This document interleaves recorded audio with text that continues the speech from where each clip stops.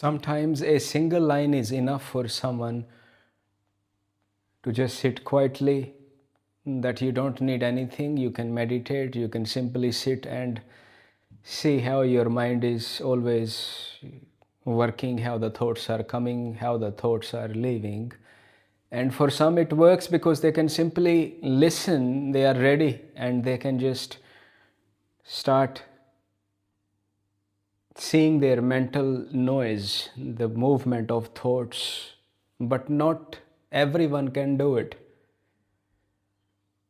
Just like at some place a seed can be sown right on the old farm where there were old crops, a seed can sprout, fruit can occur, but sometime you need to take away all the old roots and then the new seed can root properly.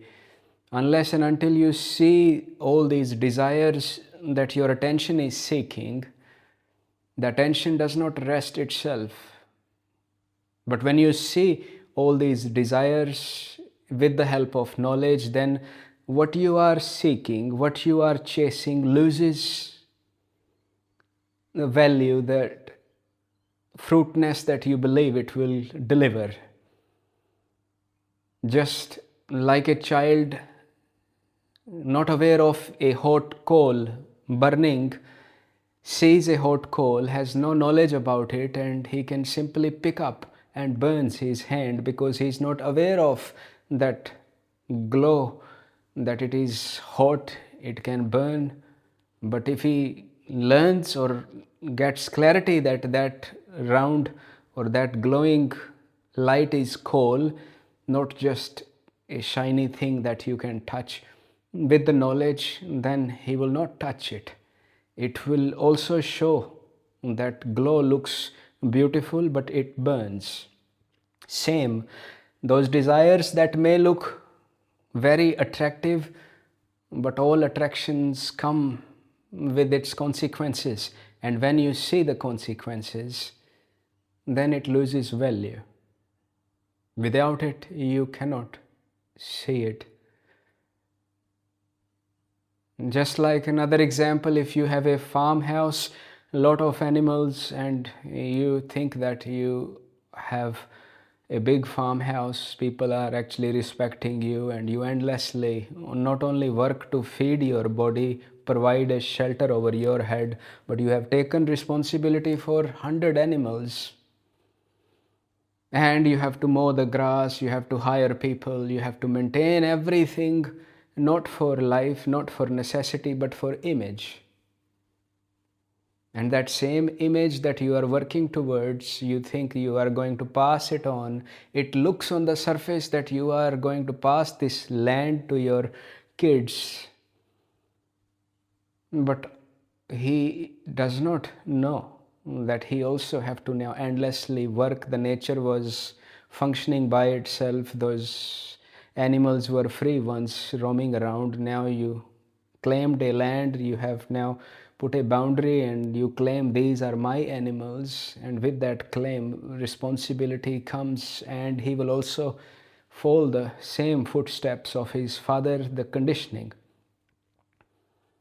Neither the father knew or have any interest of seeing this, and neither the child had any clarity. That's why Gautam Buddha left the kingdom, because he saw the clarity came not by itself. He must have also encountered knowledge, and then he saw the game. Then he sat quietly. Then his attention was not seeking gold, kingdom, throne. Then attention can relax, because attention is already there, awareness is already there, consciousness is already there, life is already here. You don't create dhyan, you don't create awareness. Awareness is already here, but it is now mentally running on what it feels that it will give satisfaction, but nothing gives satisfaction. And the same thing goes with sex, lust. Sex is very natural, but when it actually becomes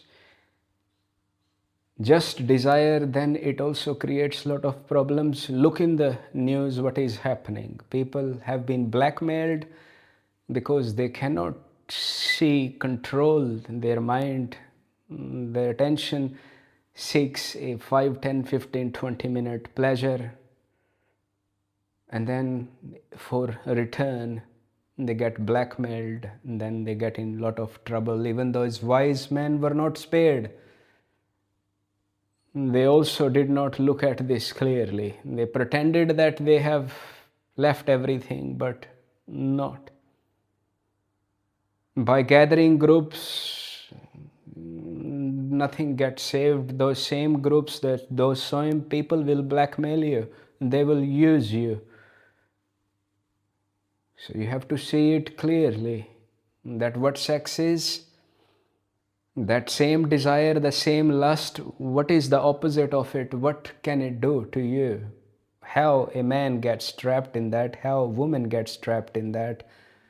They both get trapped without knowing the consequences, just like that child that touches the hot coal, and that child which thinks he's inheriting a lot of wealth, but how long the owner will remain? 100 years the max. The father will go, the son will go, but they just spend all their life just like a gardener, worse than gardener. Even gardener comes and just does his job. Now he's more than gardener, maintaining so many animals, so many people, so many burden for nothing. So let's look at what sex is and how the same natural process can trap you. Let's begin with something simple. If there were no sexual union, would life continue? Would any child be born? Would any parent exist? Would you be here listening to these words? Would your children exist? Every human body begins the same way: sperm, egg, cell division, heartbeat. This is not philosophy, this is biology, natural. Without this process, no teacher, no prophet, no saint, no scientist could ever stand on this planet. Life continues through this reproduction. It is a natural law. Now, let's look carefully. Something that is this fundamental, this necessary, has been labeled sinful, dirty, shameful, rarely discussed openly, avoided in schools, beyond mechanics, wrapped in silence at home. The very foundation of human existence becomes a taboo. And what happens to something powerful when it is not understood? It becomes distorted. Sex is not just pleasure, it is reproduction, it is bonding chemistry, it is hormonal wiring, it is nature ensuring survival of the species. But when it is reduced only to desire, only to temptation, then the other side of the coin is never examined. Every force carries consequences. If you wear diamonds into a dangerous street, what happens? You may say they are beautiful, I earned them, yes, but the same diamonds that shine can also attract danger. You cannot claim only the beauty and reject the risk. Or imagine buying the most powerful sports car. Fast, impressive, attractive. If you only enjoy the speed but ignore the responsibility, the same speed can destroy you.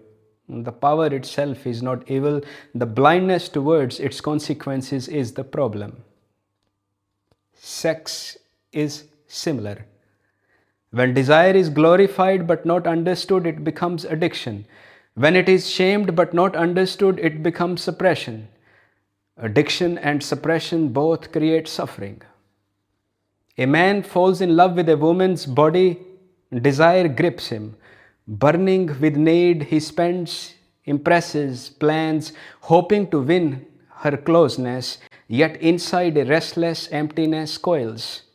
Will she ever truly be his? And even if she is, will it last?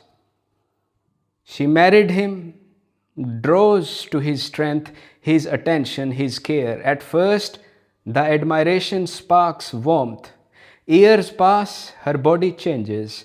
The fire that once drew him now shifts into a restless ache. She feels less noticed, less desired. Anxiety creeps in. Is he truly seeing me or only what once attracted him? He feels frustrated, she feels neglected. Both long for what cannot be fixed, or both not looking at it how things are for what is naturally changing. Each action meant to secure love or closeness only adds tension. Neither is wrong. Both are caught in the same pattern, the same biology, the same misunderstanding. Both entered through desire. Neither examined the full structure of it. No villain, no enemy, just unconscious biology mixed without clear understanding. Sex is natural, reproduction is natural, attraction is natural. What creates suffering is blindness. When desire is not examined, it controls. When it is suppressed, it distorts. When it is worshipped, it enslaves. But when it is seen clearly, fully, including consequences, it finds its proper place. It becomes neither sin nor salvation, just a biological function. And something interesting happens. When both sides of the coins are understood, the pleasure and the responsibility, the attraction and the attachment, the beauty and the consequences, obsession weakens. Not because it is rejected, but because it is seen. Seeing brings balance, and when attention is no longer constantly chasing bodies, chasing validation, chasing stimulation, space appears, time appears. The same energy that is busy in chasing lust or security becomes available. Now, life is not consumed entirely by earning to impress, pleasing to secure, competing to attract. There is space to look into deeper questions. Who is beyond this body? Who is aware of these impulses? What is this life moving through this form? The body becomes a doorway, not a prison. Sex returns to its biological function. It does not need to be condemned. It does not need to be glorified. It is simply part of nature's design. And when design is understood, bondage loosens. Life continues. The body follows natural law. The suffering begins when the mind builds identity and security on what naturally changes. But the individual who sees clearly is no longer dragged unconsciously by instinct. There is freedom in understanding, and from that freedom, the inquiry into what lies beyond the body can truly begin. Then, the attention when you see the consequences, just like a dog when smells, when the female is on heat, jumps the wall, does things that cannot be imagined. And then when he gets caught, he's get bashed by people in the act. He has no understanding that he can be hit by cars, but that instinct only drives him, and some even the spiders, they eat their own mates after mating, their own partners after mating. You are not animal anymore. You are a human being. There is intelligence. Use that intelligence. See the consequences with it, including if you are in a female body or man body. Man is only attracted to your body. That is the fact. That is how his body works. And female may be attracted to body, and She wants security. That is the reality. What else is truth? Truth is when the facts are stated as it is. You see it clearly, so you can start relaxing, because you don't need to create meditation. You don't need to create dhyan. Dhyan is already here.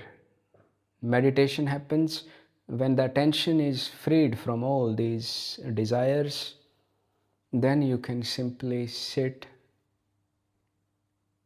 You can close your eyes or open your eyes. That is not the way. Closing your eyes is simply that when you open your eyes, you see a lot of things and your mind can interpret things. When you close your eyes, the mind has less to do. That's all. In the beginning, you might close your eyes, and then does not matter. Once you start to stay as you are, then you can stand in middle of a World War 3, 4, 5. Nothing can bother. So sex is not a problem. It should be educated topic in the school. This kid should be made aware of consequences, the sexual diseases, the protection, the unnecessary kids that they have at early age. They don't even understand fully life, and then they have responsibility to take care of another child. How that child can have understanding if the parents don't have understanding at that young age? There is no educational about it. It is like a sinful. But everyone does it. Close the room, wait for the kids to go to bed, and then you wait to actually have sex. You should educate them. There is no problem with discussing sex. Then they will not be controlled by sex. They will see what sex is. They will see how it functions. Then there is a proper education to our kids. Then they can relax. Only work on necessities, which are very easy these days. Then they can have a peaceful life. Then they can go beyond this mental and discover that timeless, the formless, the beginningless, the endless within.